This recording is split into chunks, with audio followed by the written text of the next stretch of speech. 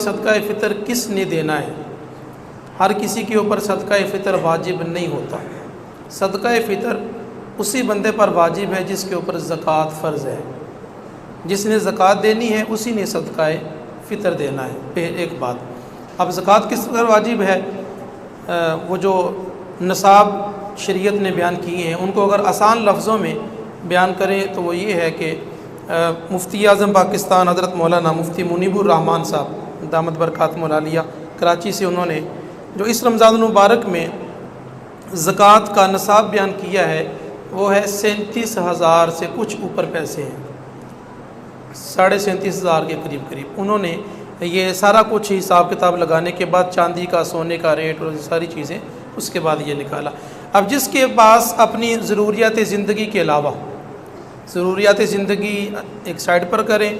اپنا گھر، مکان، گاڑی چاہے وہ آپ کی 10 لاکھ کی ہے یا آپ کی 1 کروڑ کی ہے، اس کا کوئی مسئلہ نہیں ہے، وہ جتنے کی بھی ہے۔ آپ کا گھر 5 مرلے کا ہے یا آپ کا گھر 10 کنال کا ہے، اس کا مسئلہ نہیں ہے۔ جو ضروریات زندگی ہیں، گھر ہے، مکان ہے، گاڑی ہے، کپڑے ہیں، یہ چیزیں ہیں، یہ ساری چیزیں ایک سائڈ پر کرنے کے بعد اگر آپ نے کسی کا قرضہ دینا ہے وہ قرضہ بھی نکال کے بعد آپ کے پاس ہر چیز کو نکالنے کے بعد اگر 40,000 37,500 38,000 روپیہ موجود ہے جو کہ آپ کی سیونگ ہے، اس کے اوپر زکوٰۃ فرض ہے، باقی ہر چیز سائڈ پہ کر دیں۔ اسی طرح جس کے اوپر زکوٰۃ فرض ہوگی اس کے اوپر صدقہ فطر واجب ہوگا، ایک بات۔ دوسری بات، صدقہ فطر کا وقت کون سا ہے؟ اس کا مستحب وقت عید کی نماز ادا کرنے سے پہلے یہ مستحب وقت ہے، بہتر طریقہ ہے۔ لیکن صدقہ فطر اگر کوئی بندہ عید کی نماز پڑھنے سے پہلے ادا نہیں کرتا، عید کے بعد ادا کرتا ہے، عید کے 1 مہینہ بعد ادا کرتا ہے، عید کے 2 مہینہ بعد ادا کرتا ہے، اگلی عید پہ ادا کرتا ہے، اس پر گناہ کوئی نہیں ہے۔ یہ ایک ہمارے درمیان میں بات مشہور ہے کہ عید پڑھنے سے پہلے آپ نے لازمی دینا ہے، نہیں دیں گے تو وہ مسئلہ بن جائے گا، یہ باتیں نہیں ہیں۔ صدقہ فطر جو ہے آپ زندگی میں جب بھی ادا کریں گے وہ ادا ہی ہوگا، وہ قضا نہیں ہوگا، اس کے اوپر کوئی گناہ نہیں ہے۔ لیکن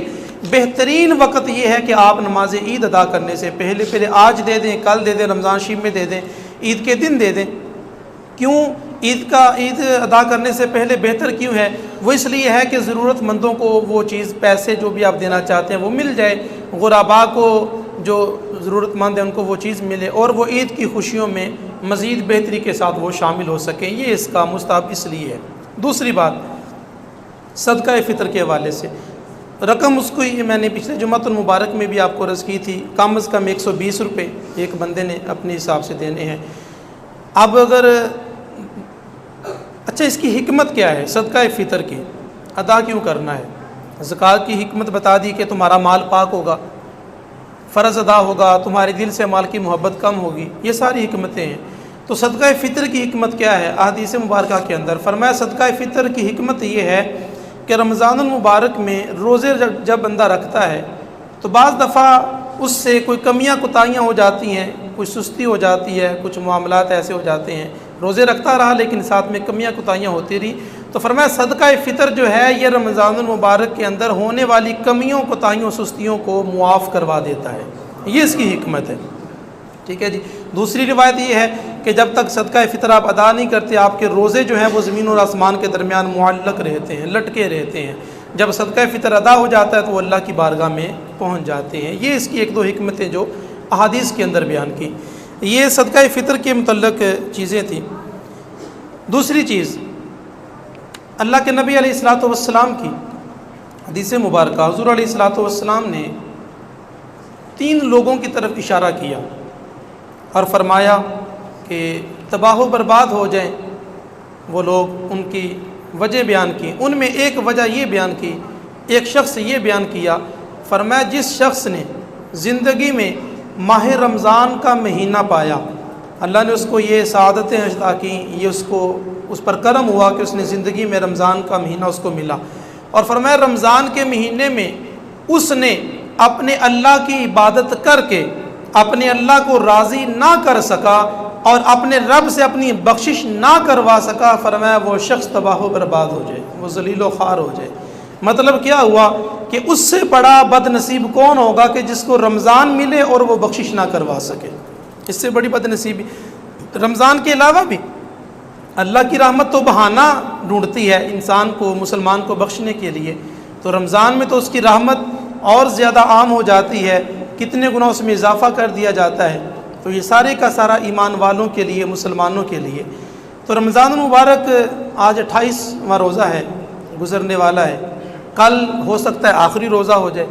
اللہ کی ذات کو پتہ ہے، ہو سکتا ہے اتوار کو بھی روزہ ہو جائے، 30 روزے پورے ہو جائیں۔ تو لیکن بات سوچنے والی یہ ہے کہ آج اگر ہم لوگ اپنا محاسبہ کریں، یہاں سے فارغ ہونے کے بعد تنہائی میں چند منٹ بیٹھ کے ذرا سوچیں، غور و فکر کریں کہ ہم نے یہ جو رمضان کا مہینہ گزارا ہے یہ کیسے گزرا ہے، ہم سے کوئی ایسی غلطی، کوئی ایسی کوتاہی تو نہیں ہو گئی، کوئی ایسا معاملہ تو نہیں ہو گیا جو اللہ اور اس کے محبوب کو پسند نہ ہو۔ یہ ہمیں اپنا خود اکیلے سے بیٹھ کر محاسبہ کرنا چاہیے، غور و فکر کرنا چاہیے، اور پھر اس کے بعد ہمیں اللہ کی بارگاہ میں التجائیں کرنی چاہیے۔ ابھی کل کا دن تو ہمارے پاس باقی ہے، اللہ سے اپنی عرض پیش کرنے کے لیے رمضان کے اعتبار سے کل کا دن تو ابھی فائنل آنا باقی ہے، تو اس کی رحمت تو ایک لمحے سے پہلے بخش دیتی ہے۔ وہ مالک ہے، خالق ہے، اس سے تو کوئی پوچھنے والا نہیں ہے، وہ بغیر وجہ کے بخش دے، وہ بہانے کے ساتھ بخشے، اس کی مرضی ہے۔ تو لیکن ہمارا کام ہے اس کی بارگاہ میں التجا کرنا، عرض کرنا، دوسری حدیث مبارکہ اس کے ساتھ شامل کر لیں۔ اللہ کے نبی علیہ الصلوۃ والسلام نے ارشاد فرمایا کہ جتنے لوگ ماہ رمضان کے پورے مہینے میں بخشے جاتے ہیں، یہ تعداد پچھلے جمعۃ المبارک میں، اس سے پچھلے جمعۃ المبارک میں عرض کی تھی حدیث کے اعتبار سے، کتنے لاکھوں لوگ روزانہ بخشے جاتے ہیں، کتنے لاکھوں لوگ جمعۃ المبارک کی ایک ایک گھڑی میں لاکھوں لاکھوں لوگوں کو اللہ بخشتا ہے جمعۃ المبارک کے دن اور جمعہ کی رات کی ایک ایک گھڑی کے اندر، تو سوچئے وہ تعداد کہاں تک پہنچے گی۔ تو اللہ کے نبی علیہ السلام نے ارشاد فرمایا کہ ماہ رمضان کے اندر جتنے لوگ پورے مہینے میں بخشے جاتے ہیں نا، اللہ تعالیٰ اس کے برابر لوگ ماہ رمضان کی آخری رات میں بخش دیتا ہے، ایک رات میں، ماہ رمضان کی آخری رات، اور وہ آخری رات کل کی بھی ہو سکتی ہے، آج کی بھی ہو سکتی ہے۔ اگر کل 29 روزے ہو جائیں، چاند نظر آ جائے،